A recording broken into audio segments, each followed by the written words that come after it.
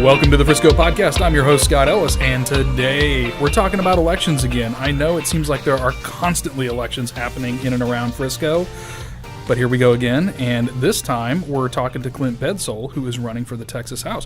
Clint, welcome to the show. Scott, I am humbled and honored to be here. Thank you so much for having me. Good to have you today. So, first and foremost, people know you as the president of Epic Carts. You've been associated with that business for a while. They also know you from serving on the CoServ board, which you were elected to some time ago. Yes, sir. And now it's the Texas House. Yes, sir, it is. So what made you want to step it up a little bit further and run for this particular position? Well, you take open opportunities in life. And, I believe all of us were put on this earth by God to serve others. Okay, my faith drives me in that, and my upbringing, and when I was elected to CoServ, okay, I made a promise to work with my constituents and to work with the PUC and the city to help get those power lines buried, and we got that accomplished. And that's I'm very proud of that. But what I'm really a lot more proud of in that with CoServ is that the transparency that was a big problem when we did this almost 4 years ago was that there was not a lot of communications between the cities and CoServ. There was different leadership there, and now there's new leadership not only with myself, but with a new CEO that started the same day that I did. And, that transparency is now wide open. The communications between the city of Frisco, all the cities within the district, but I lean on Frisco because, hey, this is Frisco Podcast, but it is wonderful. And now there's open dialogue, and I'm truly proud to say that I was a big part of making that happen because I'm a voice for my constituents on that board, and I take that seriously. So with that same can-do attitude, Scott, I want to lower property taxes. And when I say I want to get something done, I've proven I could get it done with what I did on CoServ, and I know I can go down to Austin and fix school finance, okay, and lower people's property taxes. Okay, so let's drill into what you did at CoServ, because I think that sets us up for why you want people to vote for you for Texas House, and that kind of a success, that track record, and what you've been able to accomplish there. And I remember when you were running for the CoServ board, transparency was the platform. That was really what you were talking about and striving for, and it sounds like you've accomplished that. But what does that look like now versus how it was before? Scott, this is a great question. Before the way that electric cooperatives and even the public utilities like Encore, when they need to put in infrastructure to bring power to their consumers, they would go through the Public Utilities Commission, and these utility companies pay for easements, or lease them, I should say, from cities, and they would kind of just not communicate with cities and go do what they needed to do without communicating. They had the right to do that. But I mean, when you have 138 kilovolt transmission lines with big arms coming off the towers wanting to go right down the middle of Main Street, that got people's attention. It sure did. And it's great to see a group of people band together. I mean, it was just normal citizens that got together and made this happen. So going down that transparency road, I can tell you now that the leaders within the city of Frisco and the executive vice presidents of CoServ and even the board, there is open dialogue. Of course, our board meetings are not a public entity like a council, but we have time to where you can come and visit with your board. Anytime we have a board meeting, we have a slot open to where if you want to come address the board, and the board will talk to you. They didn't do that before I got on there. That is something that I got done to where you have an opportunity to come visit with your board, talk to the entire board, talk to your board members, and they will talk back with you. Okay, they will communicate. And that's big for me. I'm a Reagan conservative, and I model a lot of what I do, my abilities in sales, with Epic Carts, and partnering with Sean Heatley, who's been, I got to give a quick shout out to him because without him, I couldn't be running. I mean, we had these discussions a long time ago, and he knew I had aspirations to serve, and without him, Epic wouldn't be where it is today. So, Sean's a good guy, so definitely give him a shout out. He's unbelievable. I mean, with what he does and what he accomplishes, I hope his head fits through the door now. But he's such a humble guy anyway. He'll blow it off. But I'm blessed to have that opportunity. And when our current state rep decided to move on to run for state senate, I mean, I'm at an age to where the business is going. We're a small business, but we're growing. And again, with great leadership with Sean, but also with my kids and their age. Okay, I've got twin boy and girls that are 11 and I've got a daughter that's 10.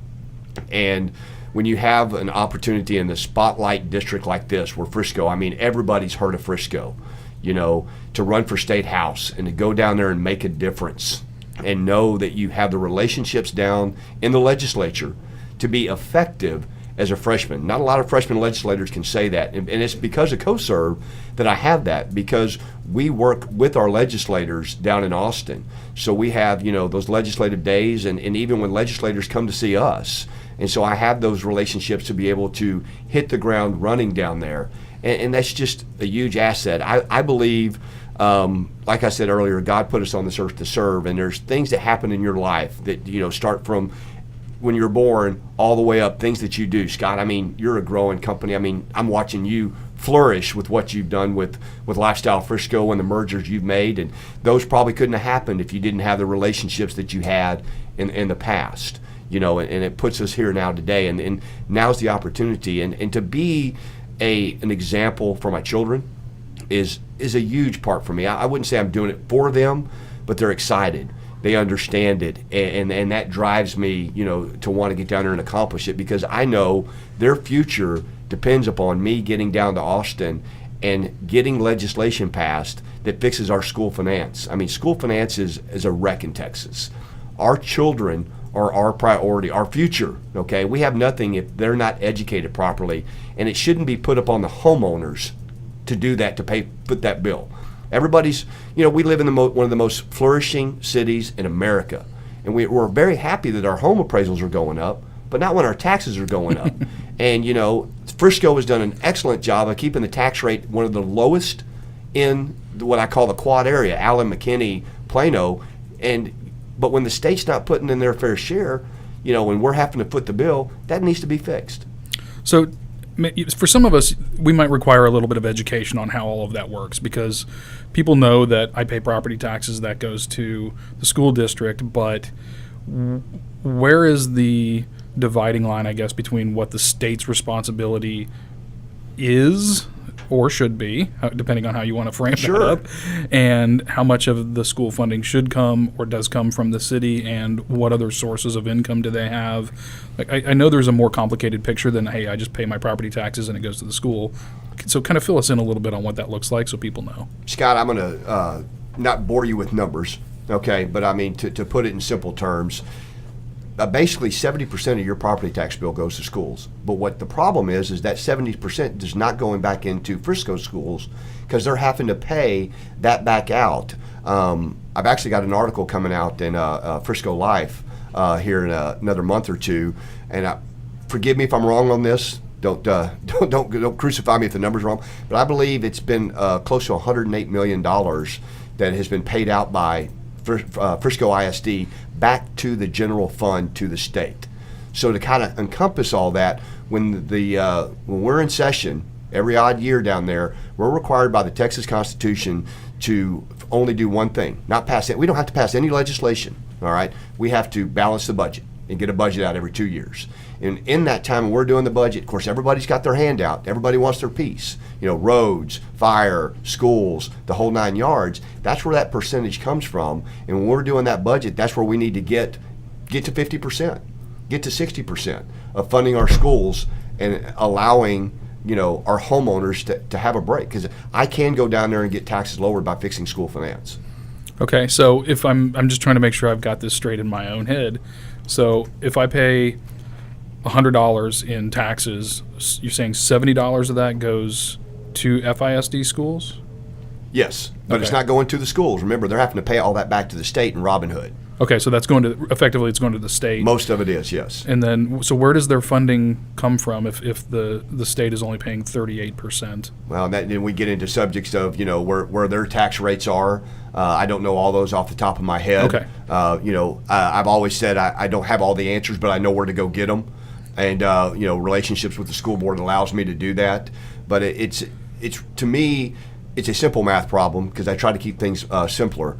But there's only probably 5 people in the country, I stated this last night at Prestonwood Baptist down in Plano, that know the algorithm of how school finance works. And that's a true statement, because it's nobody really knows how the math works and where it goes and who it gets where. And that's why I'm a big proponent in tearing it down and starting over. It's not working. So great segue. How would you approach that? Let's say you get elected, you're down in Austin. Your mission is tax reform, yes, particularly with respect to this topic. How do you even begin to tackle something that big? Where do you start as Clint? I lean on legislators that are down there, staff that is down there that has the numbers and that can crunch it. I know that when you can build something back up, it's as simple as the state paying their fair share. We get the state in the budget to pay their fair share of school funding. That releases the tax burden on the homeowner. As far as a definitive plan, if there was a definitive plan, the legislator would have already done it. It would have already been done. Yeah, I wouldn't expect you to have necessarily a fully fledged. This is the A to Z Sure. of how we're going to do it. But just Right. in the beginning, you've got to have some jumping off point, right? Of this is what we're going to go do. This is where we're going to start. And we may zigzag. As a business owner, as well as anybody. Absolutely. Your plans change very Right. quickly, but this is where we're going to begin. So. Well, and I go back to relationships. I've got a good relationship with the chair of the Budget Finance Committee and Senator Jane Nelson. I mean, that would be one of the first places I would go. I'd go to her office and okay, you know the budget inside and out. Why are we only at 38% on school funding? Where's the rest of the money going? And it's not about cutting. You notice I've never said it, and I'm never going to say it. I'm not about raising taxes. I'm about reallocating taxes back into the school system. And that's where I would go. I mean, because I have that relationship. She would let me sit down and go over it with me and go, hey, this is why we're doing it this way. And then then you talk, you negotiate, you work together, as one down there to accomplish what needs to be done for your constituents. So I assume as a part of this campaign process, you're also getting out and talking to people in Frisco. What are they saying? How do they react to what you're proposing? Everybody's for it, and everybody wants lower taxes. But I got to tell you, we've knocked over 10,000 doors in House District 106. I personally have knocked over probably 1,500 doors. And when I ask constituents what is the one thing they want done down in Austin, lower my property taxes. Lower my property taxes. So when we start talking like we have been here, Scott, about school finance and how it affects it, and talking about it at a 30,000 foot level of how that can be obtained, that's the biggest deal. I mean, literally, you wouldn't think about it in Frisco, but there are people that are going to be taxed out of their home to where they can't afford it. And think about that. We all just think we're the most affluent city in the world, and we are to a degree, but there are people that can't afford their taxes because the state's put the burden back on the homeowner. Yeah. And there was a homestead act that was proposed as well. Correct. By the city. Where does that stand, and how would that help people? Not 100% versed on that. I know what it does, but that was more for your city taxes than it was. Okay. It didn't affect anything from a statewide. Yeah, and that's an important point, I think, for people to understand. Sure. This is more to do with your city taxes than anything else. Right. We get taxed on. We get hit. We could talk about toll roads. Let's not. Okay, but yeah, we're taxed everywhere we turn. Okay, and the government always seems to be in our pocket, and we need them out of our pocket. Okay, we need the state's got plenty of money. I'm not about throwing money at a problem, but I'm all about reallocating it and getting it into the proper areas that help our citizens. I mean, Trump's dumping money left and right through business tax cuts, and the businesses are reinvesting. If individuals have money, they're going to reinvest. Let's give them back the money that's theirs, and let's make the state pay their fair share. All for it. All for that as well. So, anything else in particular that in your campaign or on the road to Austin, as it were, that is going to be important to you? Other things that you might want to think about or tackle while you get down there? Yeah, there will be. I had the opportunity last session to sit down with Representative James Frank out of Wichita Falls, and he wrote House Bill 5 and 6, which was a reform bill for the Child Protective Services. And many have heard me give this story before, but I'd like to tell you a little bit about my upbringing and what gives me my faith and why I'm really sitting right in front of you right now, Scott, is that I stand before you as a product of the Child Protective Services for 4 years, from the age of 4 until the age of 8 when I was adopted. And I saw things happen to kids. There were things that happened to me that should not happen to children. In that same 4 years, I went through 2 major surgeries, stomach surgery and heart surgery, as a ward of the state. That's what I had a choice then, whether to hate God or go, okay, God, you're putting me through this. What do I need to do? Okay, so I have a passion for CPS. It is a broken system, but Representative James Frank has already taken that ball and run with it. I was very humbled to be invited down there to speak at his committee hearings. I didn't get an opportunity to speak because it was going the way we needed it to go, but to tell my story. And so I would love to further that program. Our caseworkers are overloaded. Okay, we can't keep them employed. We've got too much red tape in order to get these kids into the proper homes. And if I can accomplish lowering property taxes and helping the children, by God, I've done what God's wanted me to do. And that is a noble cause, no question about it. Thank you for taking that on. It needs to be done. Yes, sir, it does. It really does. Just so many children out there that, we see it with adopting pets. And this is nothing against adopting pets, but kids need a forever home. They need stability. Yeah. Okay. They just want to know somebody loves them and they're just going to take care of them and they're not going to be moved. I mean, in my 4 years in the foster care system, I was moved to over a dozen different foster homes. I never knew where I was going to sleep the next night. And God granted me with a memory, whether it's good or bad. My short-term memory is not good, but long-term memory, I can drive you back. And I've done it with my wife. And she goes, why are you doing this? I can drive you to every home I was in Central Texas. Wow. I remember every foster parent. I remember everything, almost every day that it happened. Well, Clint, we're very grateful that you wound up in Frisco. You know what? Thank you. I'm blessed to be in Frisco. I believe that, again, I've said it and I'm repeating myself, but you do things in life. God gives you windows. Okay, well, I call them open doors. And it's up to you through free will and faith to walk through those doors that he opens for you. And through this process, when I was announced my candidacy, heck, all the way back in July of last year, I prayed to God and I said, God, you've opened a lot of doors, but I'm asking you to do something a little bit different. I want you to show me some closed doors as to why I shouldn't do this. Not one single closed door. Not one person I talked to, and I talked to a lot. And a lot of them that I talked to. Heck, you were one of them. Mm-hmm. And, can I do this? Is this the right time? Do I need to do this? And there was a lot of heart-to-heart conversations, but I didn't find one closed door. And I feel that my faith and where I am in my life and with what I want to accomplish, God's got a plan. Clint, we are very grateful you are walking through that door. Thank you. Keep on going. We wish you the best of luck in this campaign. And, man, I don't know what else to say, but I think you would make a great representative for us. Well, I appreciate that, Scott. That really means a lot to me. And I'm humbled when I have supporters. And, just before I came here, I was getting my oil changed at Quick Car. And those of you that don't know, I've got a big old sign sitting out in front of Quick Car on Main Street, so we'll give them a shout out. But just talking to constituents in there. Yeah. As soon as they saw my truck with the magnetic signs on the back, they knew who I was. And, we got to talk about, property taxes. We got to talk about what was important to them. And to be able to be out there and do that is humbling. And because I am a servant, and I want to serve. And the opportunity with you doing this podcast is incredible. It allows me to get the word out, tell my story. You can find out more about me at clintbedsole.com. I'm also on Facebook at bedsolefortexas.com. And what I love the most, and I do this with every brochure I pass out, is my cell phone number.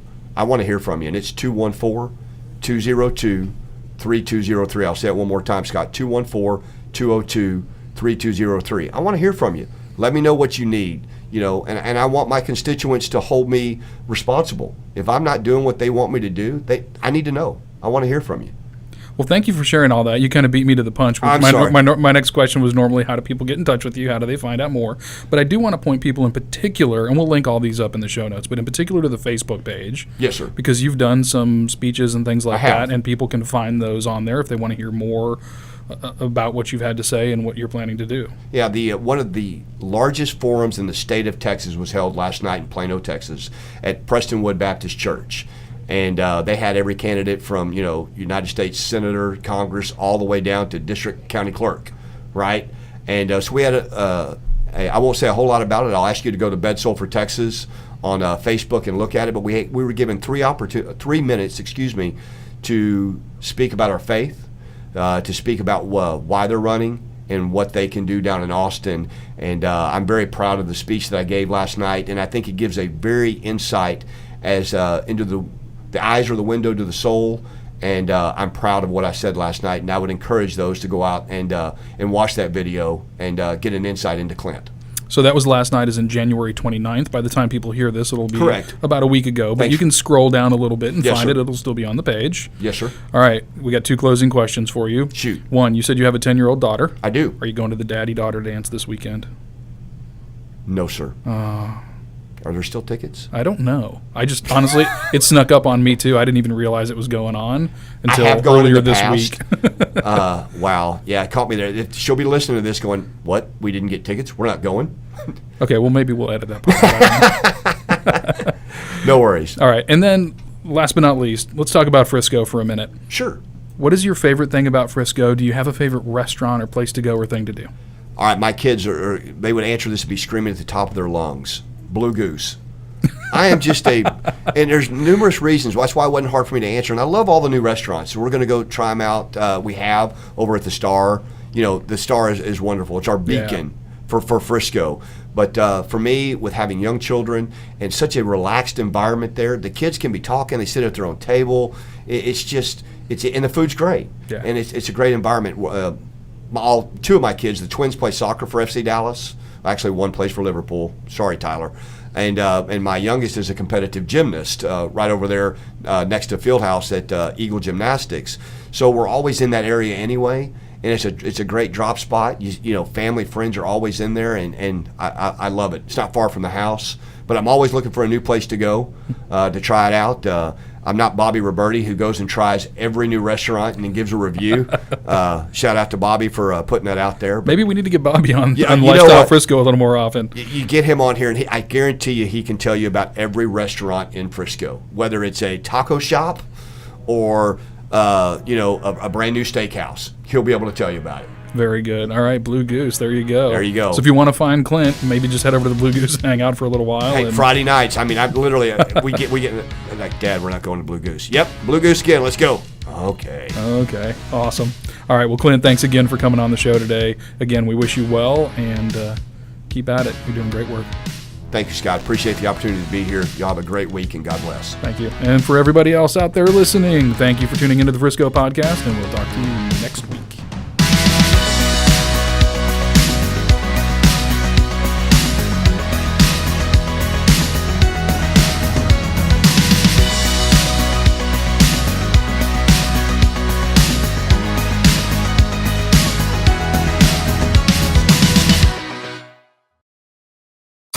You're listening to RMCN, the digital destination for premium talk radio.